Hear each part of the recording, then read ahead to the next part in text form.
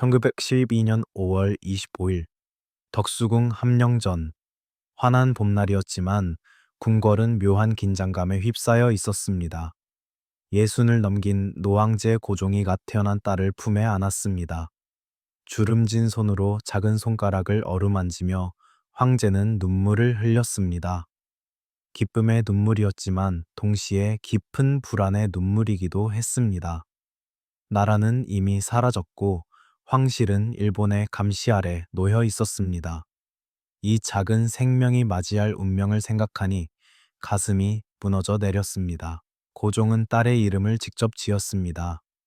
덕혜, 덕을 베풀고 은혜를 받는다는 뜻이었습니다. 잃어버린 나라의 모든 희망을 이 작은 생명에게 담았습니다. 궁녀들은 속삭였습니다. 마마, 꽃보다 예쁜 공주님이십니다. 고종은 대답했습니다. 이 아이만큼은 행복하게 키우고 싶구나. 목소리가 떨렸습니다. 황제로서가 아니라 아버지로서 느끼는 무력감이 그 안에 담겨 있었습니다. 고종은 덕혜만을 위한 유치원을 궁궐 안에 만들었습니다. 조선의 황제가 아니라 늙은 아버지로서 딸을 지키려 했던 마지막 노력이었습니다. 하지만 그 사랑이 깊을수록 훗날 그녀가 짊어질 비극의 무게는 더욱 무거워질 것이었습니다. 함령전 뜰에는 봄꽃이 피어났습니다. 고종은 딸을 안고 천천히 걸었습니다. 덕혜야, 아버지가 너에게 평화로운 세상을 물려주지 못해 미안하구나. 아기는 아버지의 품에서 평화롭게 잠들어 있었습니다. 그 순간만큼은 모든 것이 아름다워 보였습니다. 1977년 무렵 덕혜는 밝게 자라났습니다. 또래 아이들과 함께 뛰어놀며 웃음꽃을 피웠습니다. 그 웃음소리는 침묵에 잠긴 황실의 유일한 빛이었습니다. 덕수궁 유치원에서 덕혜는 노래를 배우고 그림을 그렸습니다. 다른 아이들과 다를 바 없는 평범한 어린 시절이었습니다. 아버지 고종은 딸의 손을 잡고 궁궐을 거닐었습니다. 덕혜야, 아버지가 항상 너를 지켜줄게. 노왕제의 목소리는 따뜻했지만 어딘가 떨리고 있었습니다. 덕혜는 아버지의 무릎에 앉아 자장가를 들었습니다. 고종은 조선의 옛 노래를 불러주었습니다. 우리 덕혜, 예쁜 내 딸. 그 순간만큼은 세상의 모든 근심이 사라지는 것 같았습니다. 궁녀들은 덕혜에게 희망을 걸었습니다. 이 아이만큼은 행복하게 자라기를 바랐습니다. 덕혜는 한복 입은 인형을 가지고 놀았습니다. 아버지, 이 인형 예쁘죠? 고종은 미소 지었습니다. 그래, 우리 딸만큼 예쁘구나. 평범하고 소중한 일상이었습니다. 하지만 1919년 1월 모든 것이 무너졌습니다. 고종이 갑자기 승하한 것입니다. 덕혜가 7살 생일을 맞기도 전이었습니다. 함령전은 순식간에 상가가 되었습니다. 어린 덕혜는 아버지의 관 앞에 섰습니다. 제대로 울지도 못하는 7살 아이의 눈에는 공포와 혼란만이 가득했습니다. 아버지, 아버지, 떨리는 목소리로 불러봤지만 대답은 없었습니다. 궁녀들이 덕혜를 부축했습니다. 마마, 이제 그만. 하지만 덕혜는 자리를 뜨지 않았습니다. 작은 손으로 관을 만졌습니다. 차가운 나무의 감촉이 전해졌습니다. 아버지가 준 낡은 회중시계가 손 안에서 차갑게 식어갔습니다. 그것이 그녀의 손에 남은 마지막 온기였습니다. 밤이 되었습니다. 덕혜는 혼자 앉아 시계를 들여다봤습니다. 째깍째깍 소리만이 정막을 깼습니다. 아버지가 주신 시계, 손에서 놓을 수 없었습니다. 이것만이 아버지와 자신을 연결하는 유일한 끈이었습니다. 얼마 지나지 않아 더 큰 비극이 찾아왔습니다. 어머니 양귀인 복령당마저 궁에서 쫓겨난 것입니다. 일제는 고종의 후궁들을 궁궐 밖으로 내보냈습니다. 덕혜는 어머니와 마지막 작별을 해야 했습니다. 어머니, 어디 가세요? 복령당은 딸을 끌어안았습니다. 덕혜야, 미안하다. 어머니가 너를 지켜주지 못해서. 목이 메어 더 이상 말을 잇지 못했습니다. 덕혜는 어머니의 치마를 붙잡았습니다. 같이 가요. 저도 데려가 주세요. 하지만 복령당은 고개를 저었습니다. 너는 황족이란다. 여기 남아야 해. 억지로 딸의 손을 떼어냈습니다. 그 순간 두 사람 모두 무너져 내렸습니다. 덕혜는 혼자 남겨졌습니다. 밤마다 눈물을 삼키며 어머니를 기다렸습니다. 어머니는 언제 돌아오실까? 하지만 아무도 대답해 주지 않았습니다. 7살 소녀는 가족의 붕괴를 처음 목격한 왕족이 되었습니다. 살아있는데도 이별의 고통을 견뎌야 했습니다. 어린 마음에 감당할 수 없는 상처가 새겨졌습니다. 아버지가 계시던 곳, 그곳이 조선이었는데 덕혜는 그 사실을 깨달으며 무너져 내렸습니다. 회중시계를 꽉 쥔 채 밤을 새웠습니다. 시계 소리만이 적막한 정악에 울려 퍼졌습니다. 창밖으로 달빛이 스며들었지만 덕혜의 세상은 어둠뿐이었습니다. 1919년부터 1925년까지 6년의 세월이 흘렀습니다. 덕혜는 창덕궁 낙선제에서 고독하게 자랐습니다. 일본의 감시는 날로 심해졌습니다. 자유롭게 밖을 나갈 수도 없었고 마음 놓고 울 수도 없었습니다. 일본 관리들이 수시로 궁궐을 드나들었습니다. 덕혜는 그들의 시선을 느꼈습니다. 자신이 감시당하고 있다는 것을 알았습니다. 궁녀들은 조심스럽게 그녀를 돌봤지만 어머니의 빈자리를 채울 수는 없었습니다. 덕혜는 혼자 한글을 배우고 조선의 역사를 공부했습니다. 아버지가 사랑했던 나라를 잊지 않으려 애썼습니다. 밤마다 일기를 썼습니다. 오늘도 어머니를 그리워했습니다. 아버지의 시계는 여전히 째깍거립니다. 13살이 되던 해였습니다. 1925년 봄, 운명의 통지가 내려졌습니다. 일본 유학 명령이었습니다. 덕형주는 일본에서 교육을 받도록 한다. 차가운 명령서였습니다. 거부할 수 없었습니다. 이것은 명백한 인질극이었습니다. 일본 제국이 조선 황실의 마지막 핏줄을 소나귀에 넣으려는 계략이었습니다. 덕혜는 궁녀들에게 물었습니다. 제가 꼭 가야 하나요? 궁녀들은 눈물을 흘리며 고개를 끄덕였습니다. 마마, 어쩔 수 없습니다. 어머니 복령당이 궁궐로 찾아왔습니다. 마지막으로 딸을 보기 위해서였습니다. 두 사람은 낙선자의 뜰에서 마주 앉았습니다. 덕혜야, 복령당의 목소리가 떨렸습니다. 일본에 가면 조심해야 한다. 무엇을 조심하라는 건지 덕혜도 어머니도 정확히 알 수 없었습니다. 다만 앞으로 닥칠 고난을 예감할 뿐이었습니다. 어머니, 저 무서워요. 덕혜가 처음으로 약한 모습을 보였습니다. 복령당이 딸을 끌어안았습니다. 울지 마라. 네가 울면 어머니도 견딜 수가 없구나. 하지만 두 사람 모두 눈물을 멈출 수 없었습니다. 떠나기 직전 복령당은 비단 손수건을 딸의 손에 쥐어주었습니다. 어머니의 눈물이 여기 다 담겨 있단다. 외로울 때마다 이걸 꺼내봐라. 덕혜는 손수건을 꽉 쥐었습니다. 어머니, 저를 다시 데려가 주세요.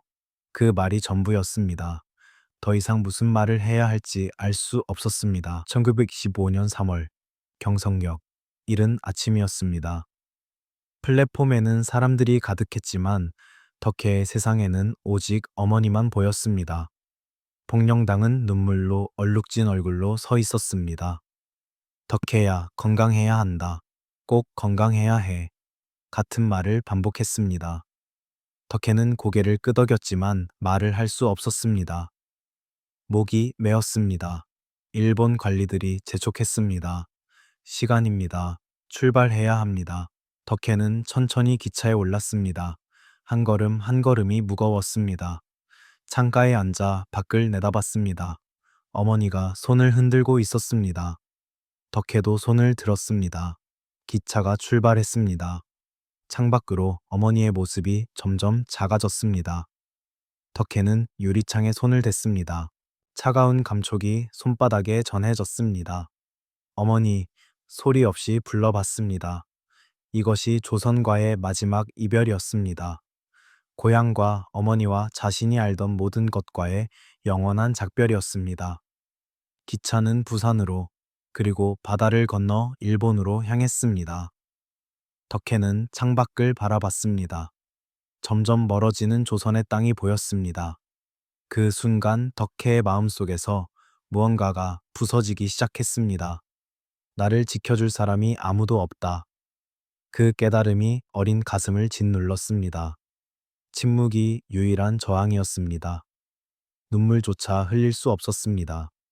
손수건만을 꽉 쥔 채 덕혜는 낯선 미래를 향해 나아갔습니다. 1925년부터 1930년까지 5년의 세월, 낯선 땅에서 덕혜는 극심한 고립감에 시달렸습니다. 일본어는 익숙해졌지만 마음은 점점 더 조선으로 향했습니다. 여학교 기숙사에서 혼자 지냈습니다. 다른 학생들은 그녀를 피했습니다. 저 아이는 조선 황족이래. 수군거리는 소리가 들렸습니다. 덕혜는 외로웠습니다. 친구도 없었고 마음을 터놓을 사람도 없었습니다. 밤마다 한글로 일기를 썼습니다. 아버지, 보고 싶습니다. 어머니, 언제 만날 수 있을까요? 종이 위에 눈물이 떨어졌습니다. 글씨가 번졌습니다. 1929년 봄, 비보가 전해졌습니다. 어머니 복령당이 세상을 떠났다는 소식이었습니다. 덕혜는 그 소식을 듣고 멍하니 앉아 있었습니다. 어머니, 소리 없이 불러봤습니다. 하지만 대답은 없었습니다. 장례식에도 참석할 수 없었습니다. 일본 당국이 허락하지 않았습니다. 조선으로 돌아가면 위험합니다. 차가운 거절이었습니다. 덕혜는 혼자 방에 앉아 어머니를 떠올렸습니다. 마지막으로 받은 손수건을 꺼냈습니다. 비단은 낡고 색이 바랬습니다. 어머니, 저 혼자 여기 있어요. 너무 외로워요. 손수건에 얼굴을 묻고 울었습니다. 그날 이후 덕혜는 변했습니다. 말이 없어졌습니다. 수업 시간에도 멍하니 창밖만 바라봤습니다. 선생님이 물어도 대답하지 않았습니다. 밤에는 잠을 이루지 못했습니다. 가끔 허공을 보며 혼잣말을 했습니다. 어머니, 제가 지금 궁궐에 있어요. 마치 창덕궁에 있는 것처럼 행동했습니다. 존재하지 않는 궁녀들에게 말을 걸었습니다. 이리 오너라. 내 옷을 가져오너라. 기숙사 친구들이 무서워했습니다. 덕혜가 이상해졌어. 혼자 중얼거려. 학교 측은 의사를 불렀습니다. 의사는 진찰 후 고개를 저었습니다. 조현병 초기 증상입니다. 극심한 스트레스와 고립이 원인인 듯합니다. 정신이 무너지고 있었던 것입니다. 하지만 이것은 살아남기 위한 선택이기도 했습니다. 견딜 수 없는 현실에서 벗어나는 유일한 방법이었습니다. 덕혜는 점점 더 자신만의 세계로 빠져들었습니다. 때로는 어린 시절로 돌아갔습니다. 아버지, 저 여기 있어요. 때로는 조선 궁궐에 있다고 믿었습니다. 낙선제가 참 고요하구나. 현실과 환상의 경계가 흐려졌습니다. 고독과 단절이 그녀의 정신을 희생시켰습니다. 한 개인의 영혼이 국가적 비극에 의해 파괴되는 가장 잔혹한 증거였습니다.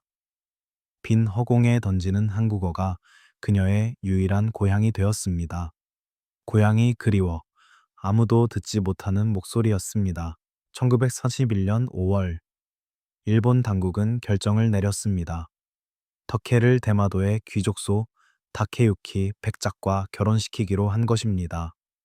정치적 결혼이었습니다. 덕혜의 의사는 중요하지 않았습니다. 결혼 준비를 하십시오. 차가운 통보였습니다. 덕혜는 아무 말도 하지 않았습니다. 거부할 힘도 없었고 거부할 방법도 몰랐습니다. 정신적으로 지친 덕혜에게 이 결혼은 굴복의 상징이었습니다. 조선 황실의 혈통으로서 지켜야 할 모든 것을 포기하는 순간이었습니다. 결혼식 날이 왔습니다.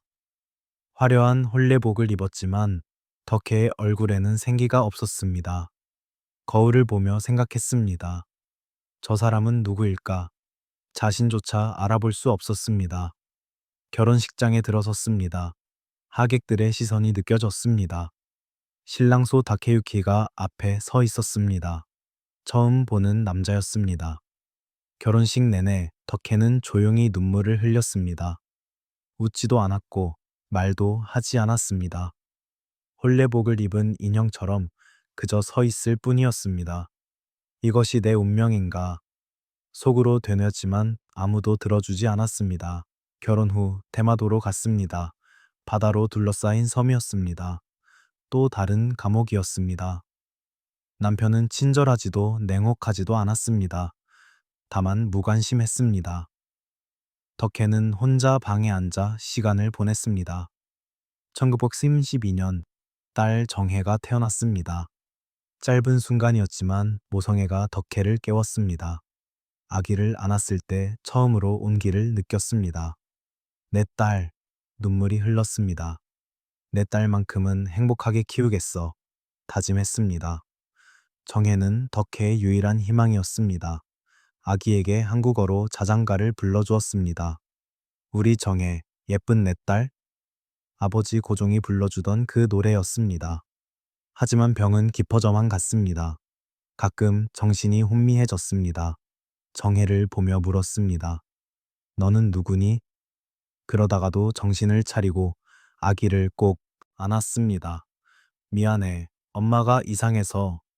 현실과 환상의 경계가 점점 더 흐려졌습니다. 1945년 8월, 일본이 항복했습니다. 해방의 소식이 전해졌습니다. 조선이 자유를 되찾았습니다. 하지만 덕혜는 돌아갈 수 없었습니다.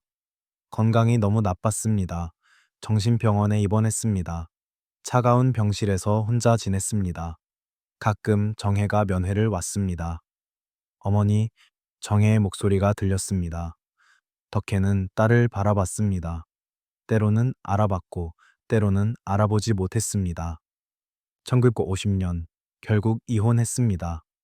남편 소 다케유키는 더 이상 견딜 수 없었습니다. 정신병자와 함께 살 수 없습니다. 차가운 선언이었습니다. 덕혜는 혼자 남겨졌습니다. 정혜만이 유일한 가족이었습니다. 하지만 1956년 비극이 또다시 찾아왔습니다. 정혜가 실종된 것입니다. 24살의 젊은 나이였습니다. 자살로 추정되었습니다. 어머니의 병과 가족의 불행을 견디지 못했던 것입니다. 덕혜는 그 소식을 듣고 무너졌습니다. 정혜야, 정혜야.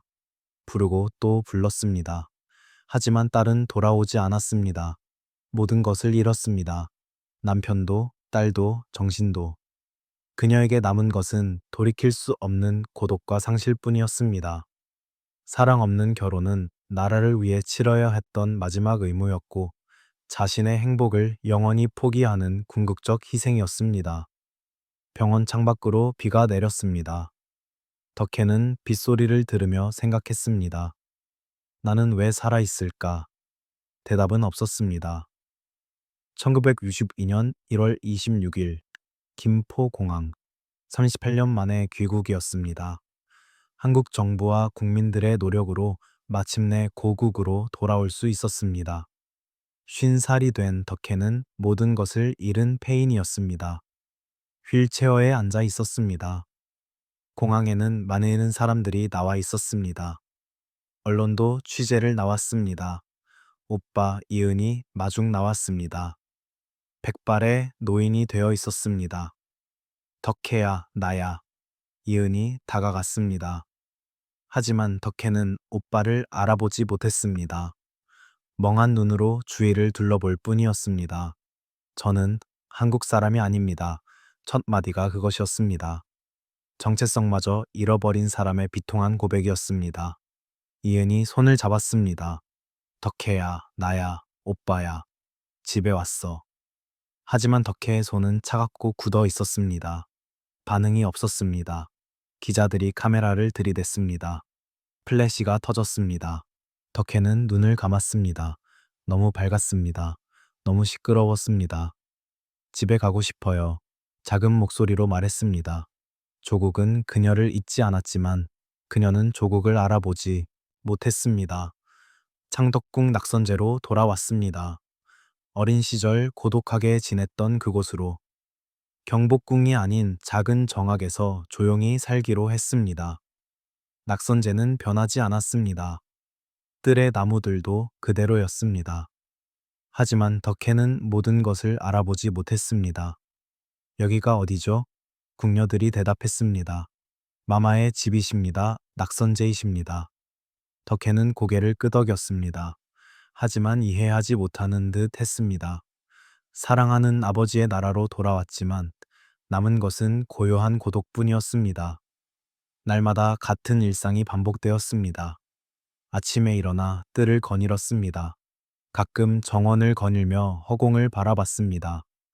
그 빈 눈동자는 한평생의 슬픔이 담겨 있었습니다. 아버지, 제가 돌아왔어요. 하지만 아버지는 이미 오래전에 떠났고 조선도 사라졌습니다. 이은이 자주 찾아왔습니다. 덕혜야, 오늘은 좀 어때? 덕혜는 오빠를 보았습니다. 때로는 알아봤고, 때로는 낯선 사람을 보듯 했습니다. 당신은 누구세요? 이은은 슬펐습니다. 나야, 오빠야. 하지만 덕혜는 기억하지 못했습니다. 27년이 흘렀습니다. 덕혜는 낙선제에서 조용히 살았습니다. 외부와 단절된 삶이었습니다. 가끔 옛날 이야기를 했습니다. 아버지가 나를 안아주셨어. 그러다가 정신이 혼미해지면 아무 말도 하지 않았습니다. 1989년 4월 21일, 낙선제. 봄날이었습니다. 꽃이 피어나는 계절이었습니다. 덕형주는 77의 나이로 조용히 눈을 감았습니다. 고통스러운 삶이 마침내 끝난 것입니다. 임종을 지키는 사람은 많지 않았습니다. 의료진과 몇몇 궁녀들 뿐이었습니다. 덕혜는 마지막 순간 무슨 생각을 했을까요? 아버지를 떠올렸을까요? 어머니를 그리워했을까요? 잃어버린 딸 정혜를 생각했을까요? 아무도 알 수 없습니다. 다만 그녀의 얼굴에는 평화가 깃들어 있었습니다. 오랜 고통에서 벗어난 평온함이었습니다. 그녀의 삶은 조선의 마지막 꽃집의 이야기였습니다. 단순한 개인의 고통을 넘어 한 시대의 고뇌를 온몸으로 증언한 용기 있는 침묵이었습니다.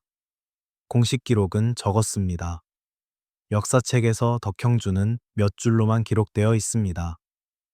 하지만 그녀의 인생은 가장 길고 슬픈 서사로 남았습니다. 가족에 대한 사랑과 고향에 대한 그리움으로 짜인 테피스트리였습니다. 그녀의 눈물과 희생은 단순히 왕족의 비극이 아니었습니다. 가장 잔혹한 시대를 살아가며 가족과 자신을 지키려 한 보편적 인간의 투쟁을 대변했습니다. 사랑이 죽음을 초월한다는 영원한 진실을 남긴 마지막 공주였습니다. 1912년 봄날, 노항제의 품에 안긴 작은 생명. 그 아이가 평생을 지고 간 무게는 한 나라의 비극이었습니다. 하지만 그녀는 끝까지 살아남았습니다. 정신이 부서지고 가족을 모두 잃고 정체성마저 사라졌지만 그녀는 살아남았습니다. 77년의 삶. 그중 38년은 타국에서, 27년은 고국에서 보냈습니다. 하지만 진정한 고향은 어디에도 없었습니다. 마음속에만 존재하는 잃어버린 조선이 그녀의 고향이었습니다. 오늘날 우리는 덕형주를 기억합니다. 그녀의 이야기는 단순한 역사가 아닙니다. 사랑하는 사람을 지킬 수 없을 때, 고향으로 돌아갈 수 없을 때, 나 자신마저 잃어버릴 때, 그래도 우리는 어떻게 살아가야 하는가를 묻는 질문입니다. 덕혜는 대답했습니다. 침묵으로, 눈물로, 그리고 살아남음으로. 그것만으로도 충분히 의미 있는 일입니다. 낙선제는 여전히 그곳에 있습니다. 조용한 정악 안에서 덕혜의 영혼이 쉬고 있을 것입니다. 아버지 고종과 어머니 복령당과 딸 정혜와 다시 만났을 것입니다. 이제는 고통도 슬픔도 없는 곳에서 평화를 찾았기를 바랍니다. 조선의 마지막 공주 덕혜. 그녀의 이야기는 우리에게 영원히 남을 것입니다.